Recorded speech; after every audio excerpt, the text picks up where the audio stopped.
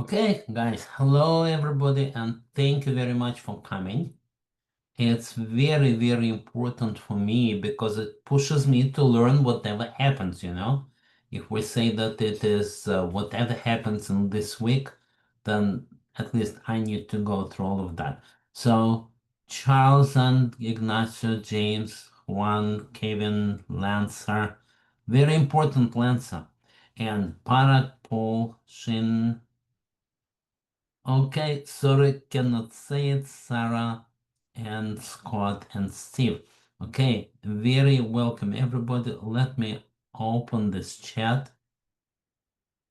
I like hello from Colombia. Okay, and of course, hello from Houston. And besides, I am not the presenter today, but Steve is presenter. And sorry, I am very, very sorry. Lance is the presenter, and we're both from Houston. That's what I was coming to. So if you guys say hello from Woodlands, but you should know Woodlands is within the greater Houston area. Let's put it this way. Yeah, I'm glad you could make to this session. Now, if you need the mic, then later on I can give you the mic, but for now, we will just use the text. And I'm introducing Lance or Lancer. He will tell you more about himself. So I'm sharing the screen. That is step number one. And I want to give Lance the presenter.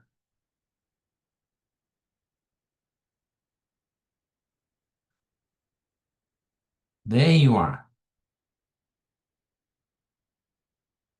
I have promoted you to panelist. I have allowed you to talk. I already see you. And you should be able to enable your mic. How about now? Wonderful. All Yeah, right. very, very good. Nice. Let's see. My camera is not on. I guess I'll do this. It's okay. Well, It's need to share okay. my screen. So, You'll share your publicity shots. Okay, I'm out. okay, cool. Hey, folks. My name is Lance Kind. I also publish books under the name Lancer Kind. I'm a software developer slash agile coach who lives in the Houston area. And I'm also working on a Gen AI product that I'm bringing to market, related to helping podcasters get their listeners engaged.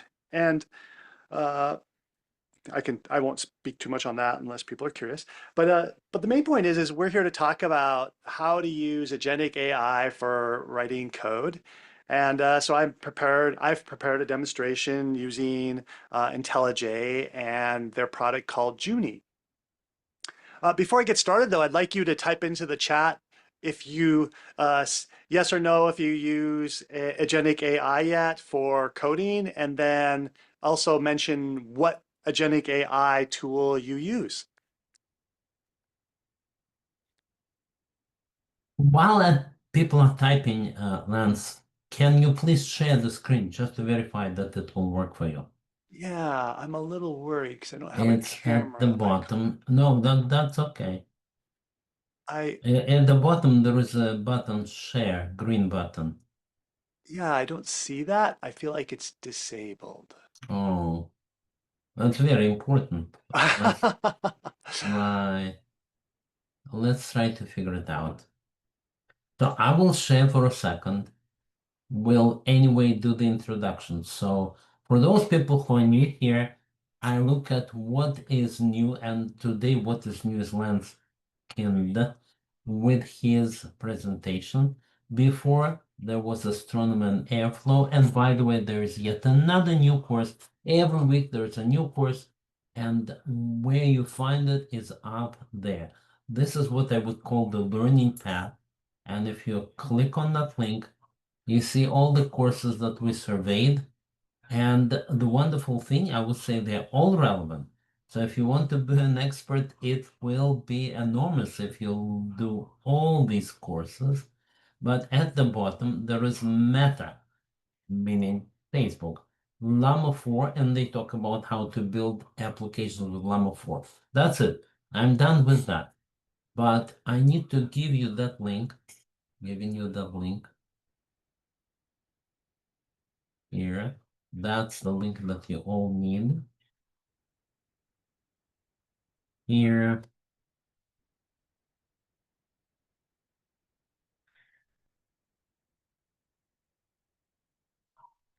On the chat.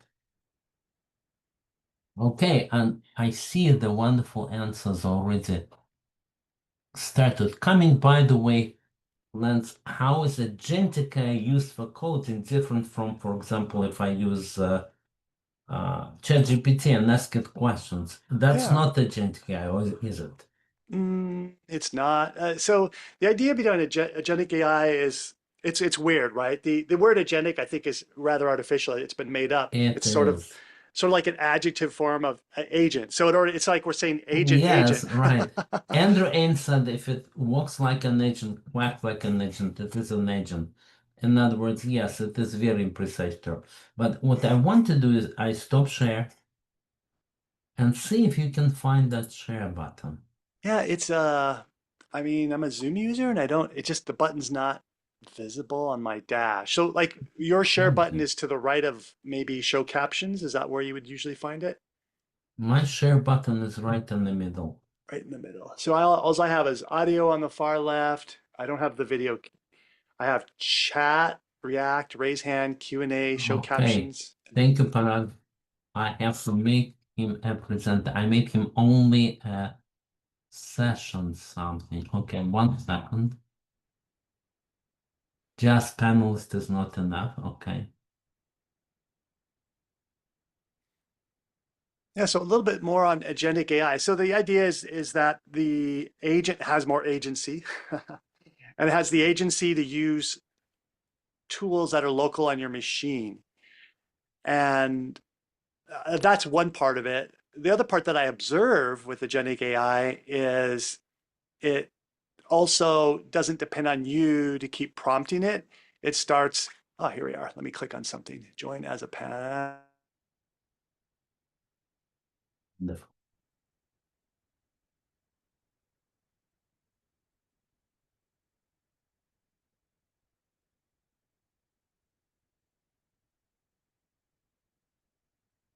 Now you're mute. Okay, now we're going to go full three-dimensional here. Wow. All right, let's see. Clicking on that. Share. All right, cool. Oh, you should be able to see my screen now, and I'll clear those tabs out in a minute. But so yeah, agentic AI means giving it more agency. At least this is what it means to me. Again, it's imprecise, but I'm just using it the way other people are using it.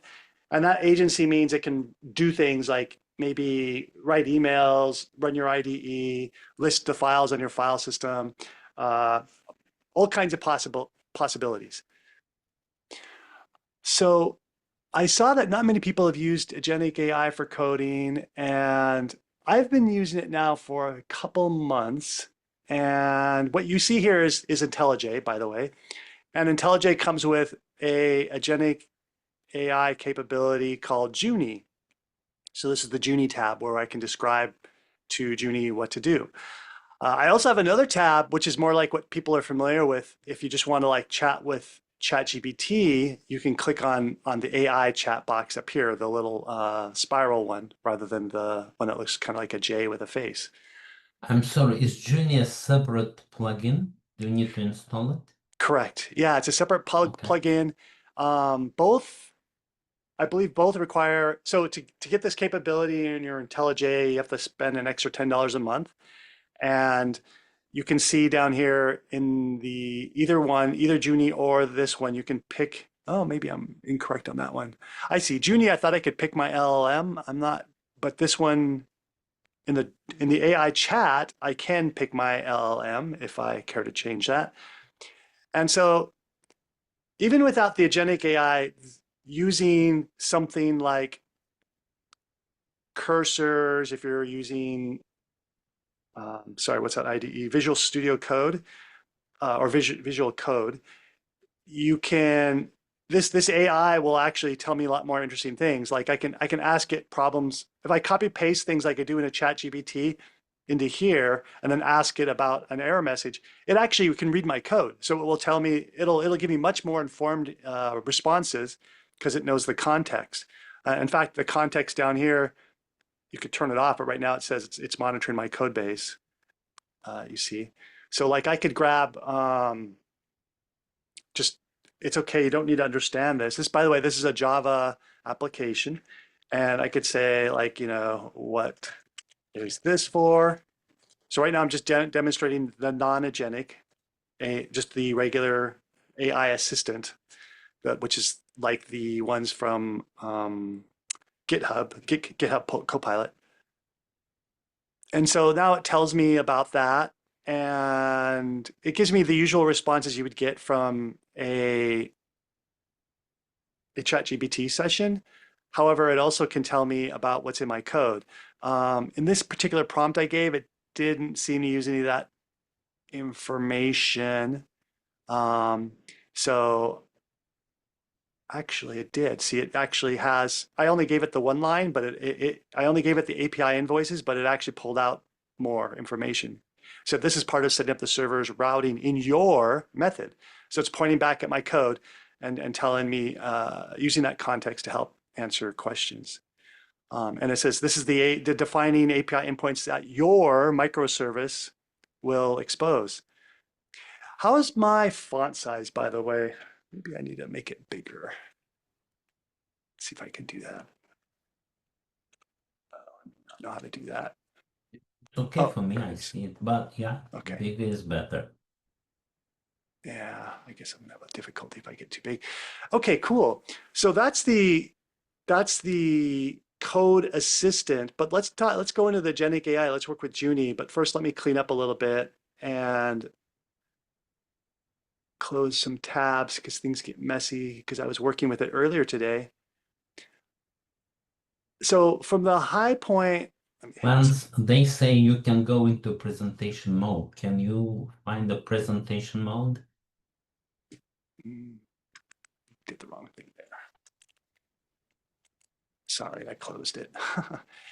I don't know about presentation mode in IntelliJ, Okay. but I think I can bring it up here because one of the reasons I use IntelliJ is it's a more modern IDE and it's more helpful. So Yeah, my favorite too. But can you show it back? Because yeah, right now it's only you and not the screen. let's see here. IntelliJ, share. All right, cool. Mm-hmm. And then presentation mode. If I go up here and just type in come on. Should spell it right. All right. Ah, nice. I'm not sure that's going to be helpful though if I'm working with other tab windows. Okay. Maybe presentation mode is not good for showing all the tabs. Yeah, maybe not. Okay, cool. Let's figure out how to take it out now.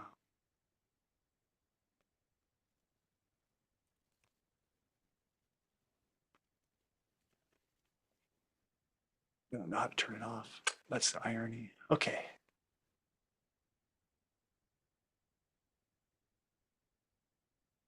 The person who suggested presentation mode, do they know how to shut it off? Let's annotate. No, we don't. That's unfortunate. Didn't, oh wait, what's this little floating thing here? I think that's it. All right, stop sharing. Oh, that's from Zoom. Oh, there it is. Appearance. There's appearance menu somewhere under view. Okay, cool. Cool. And but you can tell I'm also a little bit of a fairly new IntelliJ user. I've used it I used it off and on for a year before this, and then I took a break for a few months and now I'm back on it. Okay, so let's talk about what we want to do today. So folks, would you like me to build something from scratch or would you like me to change some existing code? Go ahead and mention in the comments what your impression would be or what you would like. For me, it's more interesting to change the existing code. Let's say Paul says the same thing. Okay. There's my close all tabs Okay. instead of. Okay. Um, I'll go with that.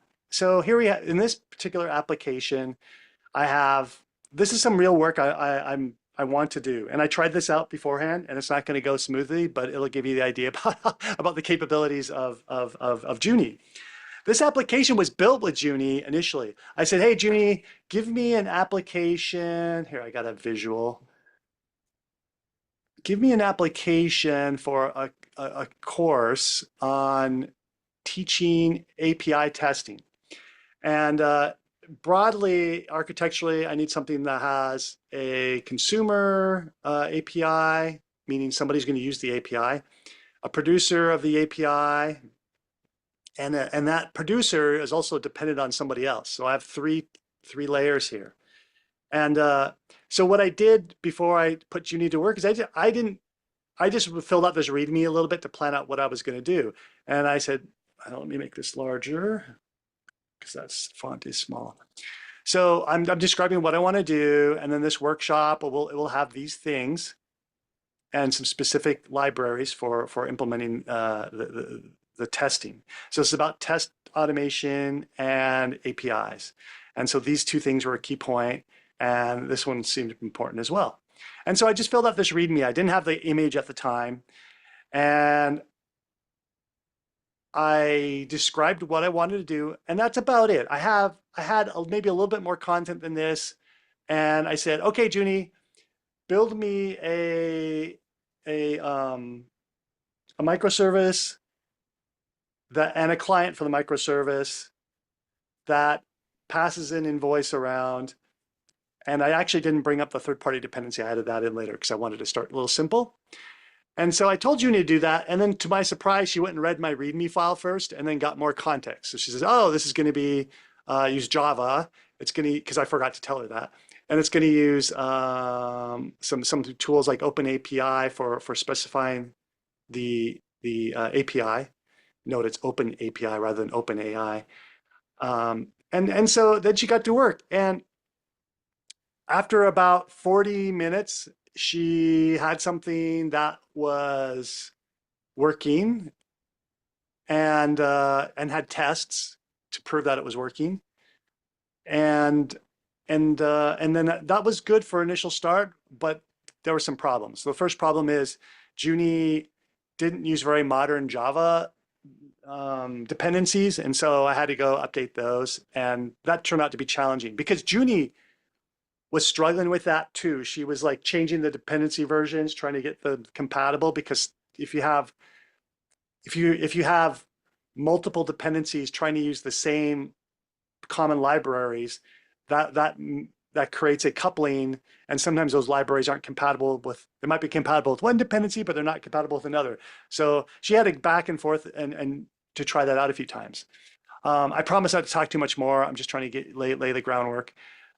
Quick question. When you said 40 minutes, was it Junie's time when she was trying to try it, seeing the errors and then fixing it, or were you helping it? Was it Oh, your time combined with its time? it was mostly, I don't think I helped it much. I was just trying to see how well she would do. And so the only thing I had to do, as you'll see in a moment, is I had it set for approval mode, meaning before Junie does something that changes an important file, which I think is all the files, it would ask me for permission to do that. So I could do a code review and then hit OK, code review and hit OK. So I had to be involved, and I got kind of tired. That got tiresome, to be frank, after a while. And so I turned it on to brave mode, which means just go do it, and then I can walk away, go do something, and then come back. So my 40 minutes timing wasn't really that good because I did have this walk away moment, and then came back and saw what the results were. So I didn't help it pretty much at all, and it got something working. What I'm going to demonstrate today now is converting this microservice to use a different type of technology for the microservice. And I tried it before this moment just to see how it would go. And it didn't complete the job, it got stuck on some things. And so I expect that'll happen again, but you know, it's non-deterministic, so we'll see. Okay, so this will be the point of contact where Junie's going to have to do a lot of work. I want to turn this into a Spring Boot microservice instead of as implemented. It's a Java microservice in a generic sense, but Spring Boot's a more standard, I would call it, I don't know if it's more powerful, but you could say it's more powerful and convenient and standard, and those things help out a lot. I know I said the word powerful again, but there's power in convenience and standards, so that's probably why I use that word. So anyways, let me tell Junie what I want her to do, and there's a couple of key points you're going to see. So I showed you this, the microservices, microservice.java. That's going to require a lot of changes. When Junie's finished, she'll update the README. She seems to do that all the time. Great, thank you, Junie. And then the other key point will be something called a POM file. So the POM file is where all the dependencies are recorded, and this is how the build gets automated. And Junie recorded, when I first created this app with Junie, she built the POM file as she should for Java. There's a couple strategies in Java, and I think Junie asked me, do I want to use what's called Maven, which uses POM files, or do I want to use this other thing? And I said, oh, let's stick with Maven. So that's what the POM file is for, Maven. And so it has all these dependencies and versions, and this is where it keeps track of how to build the application. Before I start unleash Junie on it, let me prove that it works here. So if I go to Maven and say, hey, Maven, run the tests, it will. The red lines are warnings because I don't have some things included that aren't necessary, and so I don't care to include them. It'll actually make the example more convoluted. So things for like logging. So that's one way of showing the test output. The other way is I can just run them using this test runner. The key point, sorry, I got to slow down a little bit. The key point, you see build success and the tests were run. And the other way I can run the test that's a little bit clearer is I can use a test runner and it'll expose a little more information. So it gives check, check, check, check, check, all the tests are working. And Junie, again, built those tests as well because she knew I was interested in using these testing tools because I had this tool called Rest Assured and this tool called WireMock, but at the time I didn't talk to her about WireMock. So she inferred that I was going to want to have the API tested because I honestly can't remember my original prompt, but I don't recall being super clear with her on that. Okay, so I got these tests and they all got green checks. And the goal is after I tell Junie to do something, I should see green checks again. Okay. So here we go. We're going to go into Junie now, not the AI assistant. And see there's this Brave mode you can select and it'll just keep running along and you can walk away from your computer and then you can come back and see what the result is. The drawback to that is you have to catch up with a lot of stuff that you may not know why or what she did. It's like doing a code review of somebody who you didn't collaborate with directly. I'll leave it in regular mode because I think that's probably what people want to see is what it's like. And this is the easiest way to see what it's like. So Junie, let's see, convert the microservice in invoice microservice. See, I'm just referencing this file name over here to use the latest. Last time I used Junie earlier today, I didn't tell her to use the latest Spring Boot, and this might be helpful if I tell her this Spring Boot.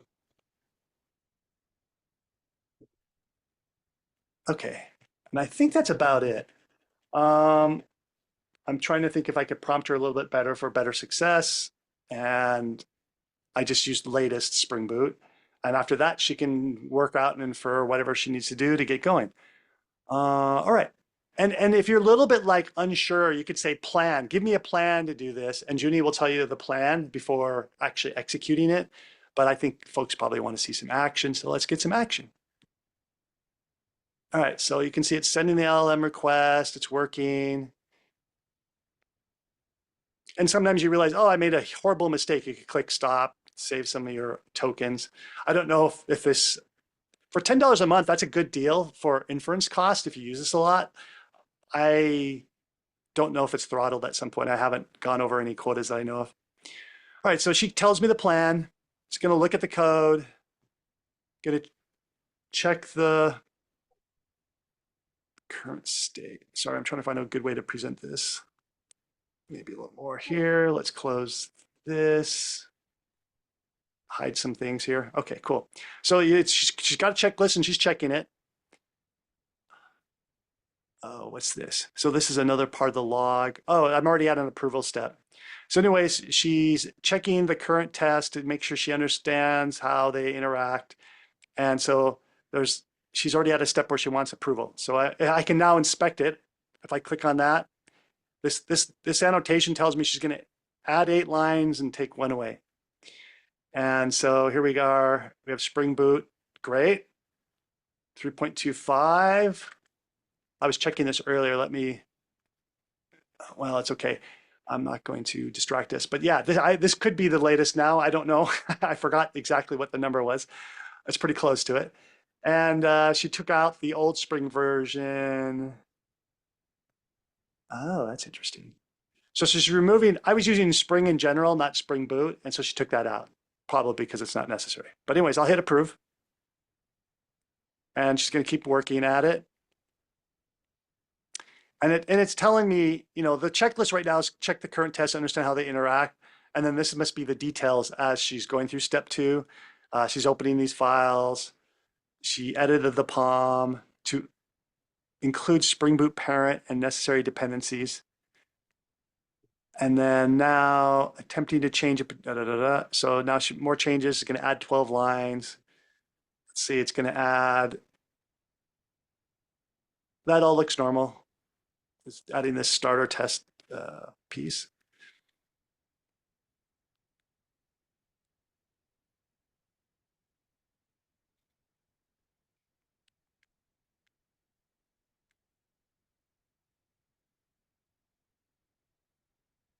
And she's chugging along. And now she's going to edit. Now this is that file I showed earlier where the major changes are going to happen. And so she edited it. Didn't need permission apparently, which is fine. I've been slowly turning off a lot of the permissions. I don't know why she stops on the POM. Perhaps there's a bunch of fine grain permissions you can turn on and off. And maybe I didn't change the one for the build automation, just maybe the ones for the files. But I can look at it even though she doesn't need approval. So you see it went from this sort of simpler set of dependencies to something more standard, but a little more complicated. Okay, that's true. So Spring Boot's used in enterprise production environments, and I don't know if people would ever use the Java built-in ability to sort pages in the way in an enterprise production environment. I didn't see any problems with it, frankly, but anyways, it's got to add a bunch of things that will, if you will, make it more enterprise ready.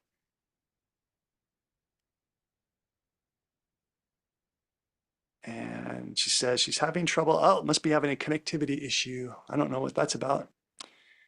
Well, it seems like it got over that. We're going to retry the LLM request. So yeah, Junie is some kind of API that IntelliJ has control of. And maybe this is their differentiation, is how they use the LLMs that are upstream from us. That might be what they consider their contribution. Now, Paul votes for IntelliJ. Yeah, it is the best. I have the advantage of asking you questions directly. So right Yeah. away, is Junie is it manufactured by IntelliJ team, or is that another team doing that? Do you know? It's from the same company. So it is. Same company. Okay. Yeah. Because I also have the subscription to the AI, the one that you showed, top right.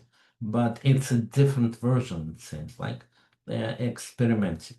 Then another question, have you seen codecs which should be doing the same thing kind of, It never worked for me. Codexes from ChatGPT. It is supposed to write even Jira requests, work on Oh, your issues in GitHub and implement them, but it never worked for me. So I'm stuck with just asking questions and then implementing. I would prefer something like Junie, and I will definitely try that. yeah.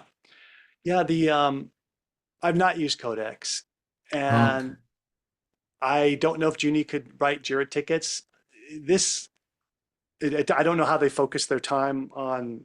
The question is we'll assume they're using like something like MCP, which I forgot what it stands for, but it's the API for tools that agentic AI can use. And so the question is well, can Junie create a Jira ticket? And I guess I'd have to ask her.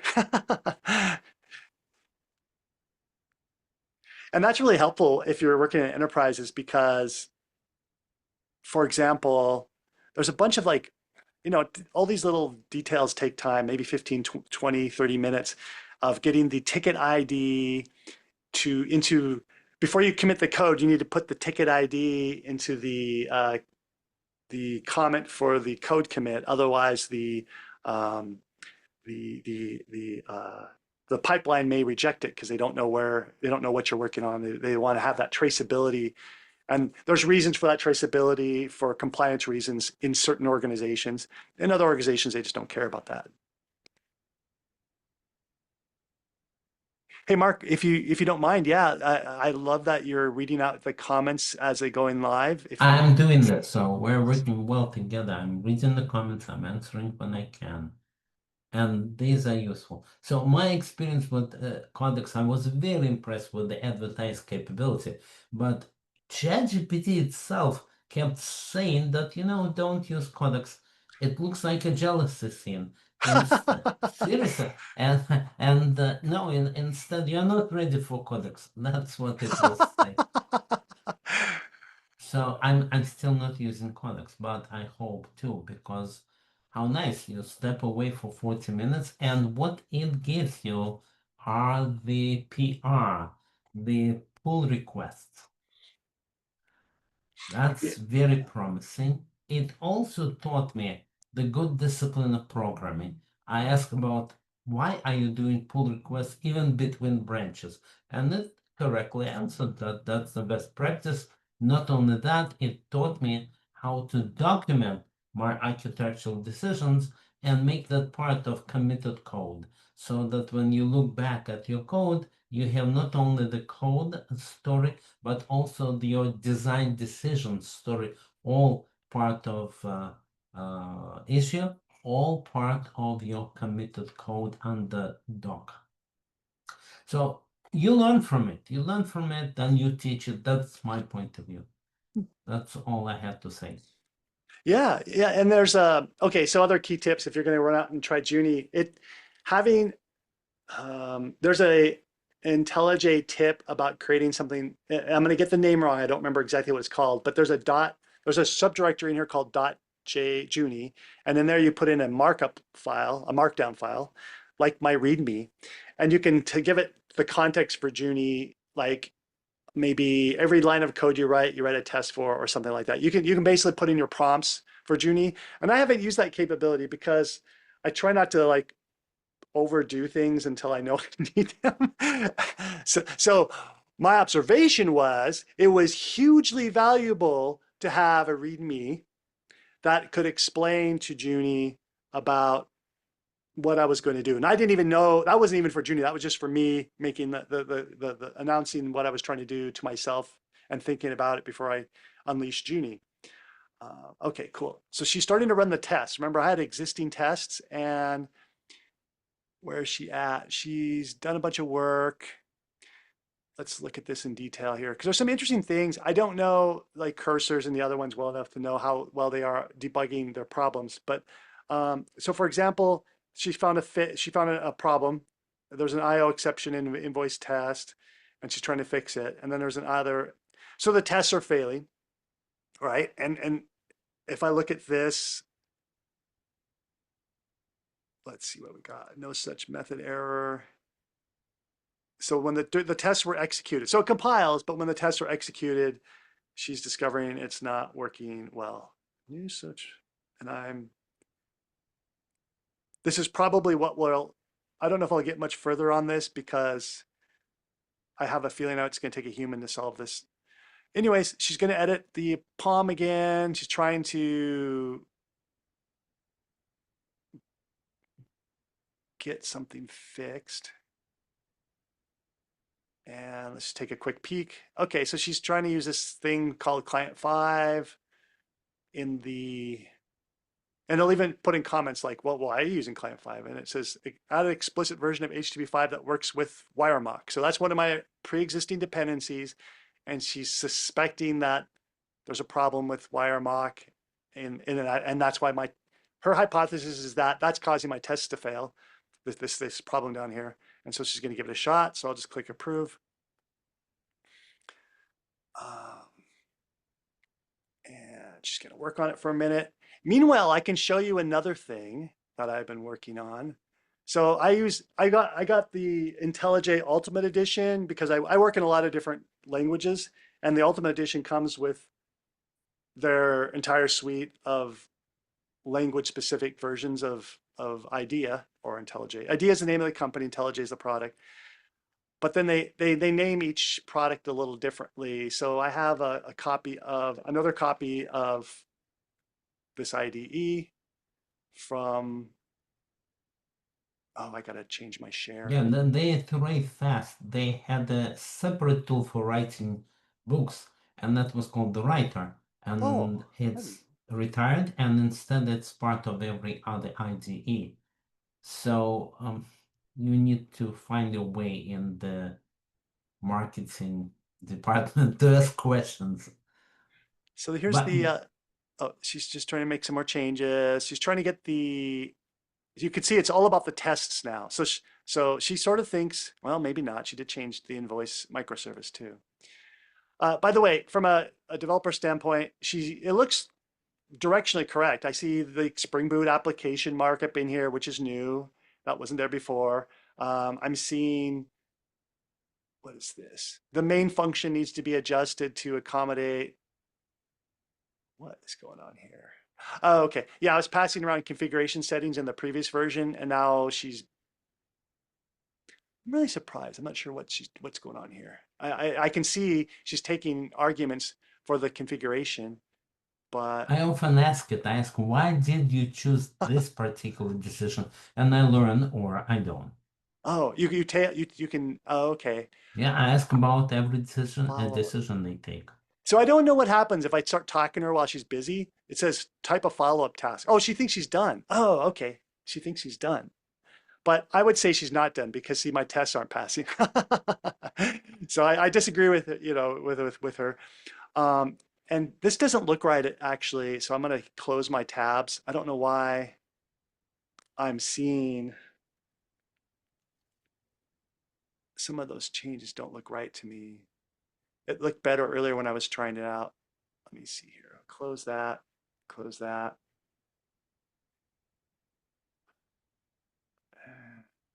Anyways, okay, so let's go back to here. So she said she changed this. This is the ultimate changes she made. Is she added Spring Boot, which is perfectly makes sense. She took out the Spring version. Must be embedding it down here somewhere. I'm not sure. It'll be curious where the Spring version ended up.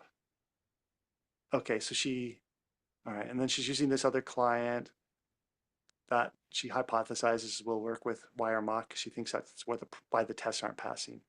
And I'm afraid I don't think that's probably the right conclusion. Oh, there's the Spring Boot version. So they embedded the version into this section rather than put it here, which is, this is a better, putting your versions all together in one spot so you can easily scan it is a better way to declare them here and then than it is to put it all throughout the file. So but she'll actually refactor to that if you ask her. In fact, I guess I could tell her that. Please put the versions in the POM. compiled together with properties. All right, that's a little cryptic, but that's the shorthand. We'll see if she got it. This is why I typed to her like she's another developer, because I think a developer would be able to make that closure. So I think she'll, they, LLMs usually do pretty good at that. So I expect this to migrate over here, and then she's going to use a variable to represent the version. Oh, that's cool, right there. At least that's what I would do by hand.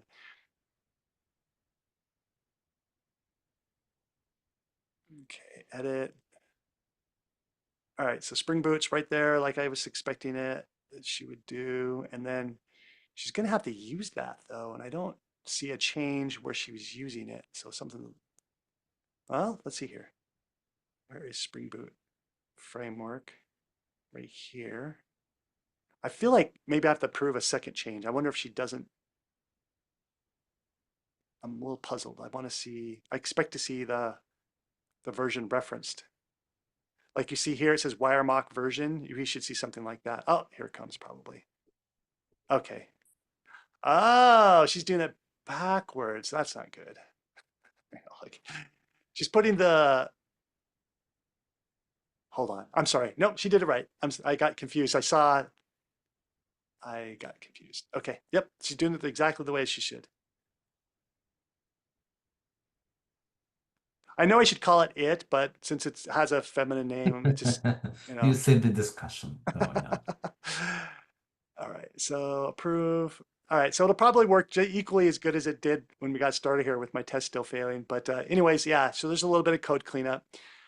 Another thing that, hold on, why isn't it done yet? What are we doing now? Hmm.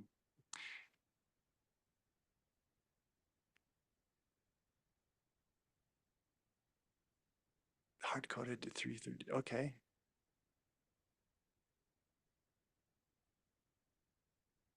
Okay. Oh, she's now moving HTTP 5, HTTP client 5. That's good. And so she's finding other things and following that same pattern, because you can see my properties file is getting bigger now. The properties block is bigger because I did have some things hard coded. It's just when it was repeated, I thought, oh, I don't want it repeated. But it's not a bad move, I guess.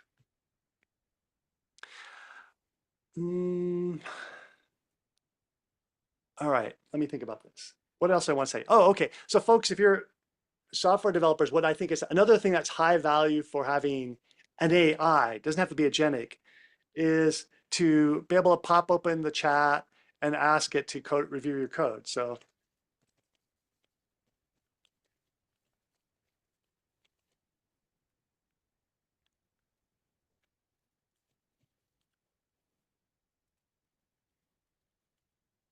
something like that. And because it can see your code base, of course, it's really quick and fast rather than copy pasting into ChatGPT. And so now it's suggesting that I use something called a record, which is a more modern convention for structures that you're going to use for data. In here, console output, I can use text blocks. Oh, okay, cool. Yeah, this is another way to make it look a little bit better probably than what I had in that code. And I wonder if it'll take me right there. No. I wanted a hyperlink so I could just jump right there. Oh, here's one with a hyperlink. And then pattern matching when handling exceptions. Not sure. I'm curious. I don't know what that's. Okay, what did I have versus what it has? I'm a little curious about that. So I have one exception somewhere. Invoice processed by Abacus. Yes. I have a try catch block down here, which looks a lot different than this one. So I'm just printing out the error and Junie suggesting that I have more specific errors. Okay, cool. Yeah. Specific to an IO exception versus a general exception. That's probably a judgment call there. Yeah, I'm not sure that's a lot high value. Okay, what's this? Switch expressions. You could use switch expressions if you need to handle different invoice statuses. Maybe I have, it's probably seen somewhere where I have a lot of if and an else or something. Let's look for the word paid. Okay. Yeah. Huh. That's the only place I use that. Okay, so if you get a status and it will select, okay, I see. It's for returning the status of the request to the client because this is a client server application. Yeah, I can't quickly find where that is in the code and why. Like, I really like the hyperlink. This must be a concept she's teaching me because it doesn't link to the code. Well, let's say I can apply the changes to the currently open file. Here, I'll click on it and see what she does. So now you can see I have the chat agent and I have the agentic agent, and you can use both. So Mark, when you were saying like I ask it why you want me to do something, sometimes while Junie's busy, I'll copy paste something Junie is doing and then paste it into the chat agent and ask it about, hey, what is this about? I don't understand, and it will teach me. I don't know if it worked because I don't have a way to know what line of code she was looking at. So I guess I gotta look for a case. Do I have a case in here? I don't have a case in here. So I don't know. And so, yeah, now here's about a specific detail called initialize sample. That's pretty good advice, but it's, yeah. Anyways, lots of details. You may not be too interested in that, but let me show you, let's see how much time I have. Okay, I have 10 minutes. Let me show you what I'm doing in another project. I'll have to get my Zoom window down here. I'll have to change the share. And Let's do more like 5 minutes because I want to okay, no problem. conclude a little bit. No problem. And then I'm going to show you Thank you. another project that I'm working on. Now this one's a web, this is built in JavaScript. And so I'm using IDEA's JavaScript IDE. Are you seeing my IDE right now with the Yes. pinwheel? I don't know. I have a pinwheel though. That seems like the IDE is stuck, or there's a window. Sometimes it may be a dialog box somewhere that wants attention, and I don't know. Okay, so anyways, I can't. It looks like my IDE has gotten hung up somewhere, and I want to, well, maybe I could exit it.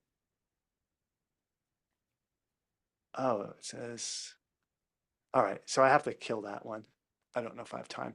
Well, I'll just verbally tell you what I have going on here. Is in the README, I specified a bunch of tests using natural language, and in order to specify to the Junie what I want to build. And so it's a form of, it's called behavior-driven development. You can look up if you want. It's a way of using natural language to give a specification to either an engineer or in this case to an AI. And using this strategy, and this is a work in progress. It builds, but I haven't like ran it yet. It's creating a schema for a database. It's creating another microservice, and it's creating a front end using React. And actually, now that I think about it, I don't think it built the React front end yet. This was just the back end stuff. That's all I have for you guys today.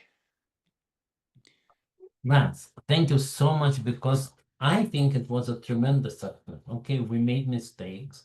We'll try not to call Junie she, but because it's unfair. Are women better than men, or are men better than women, or can we say that they shouldn't compete? But we will call it it. Okay. Now, what I absolutely loved is your presentation and at the same time a chat. So, and we had so much chat. So I'm thinking maybe there will be another person next time so that he or she, not it, will be able to say something there. Okay. I also want to say, guys, thank you for suggesting the mic. It just arrived at my door. I didn't have the time to grab it, but next time I'll have it. And basically, thank you very much, everyone. Whatever suggestions, whatever questions you have, please put them out, and I will put them in the next. Uh, English needs a gender neutral pronoun. Yeah, and think about the languages. They have sometimes more indication of the gender and sometimes less of English. In any case, thanks everybody. Have a great evening and have a great weekend and a great year, everyone. Thanks again and thank you, Lance. Yep. Cheers.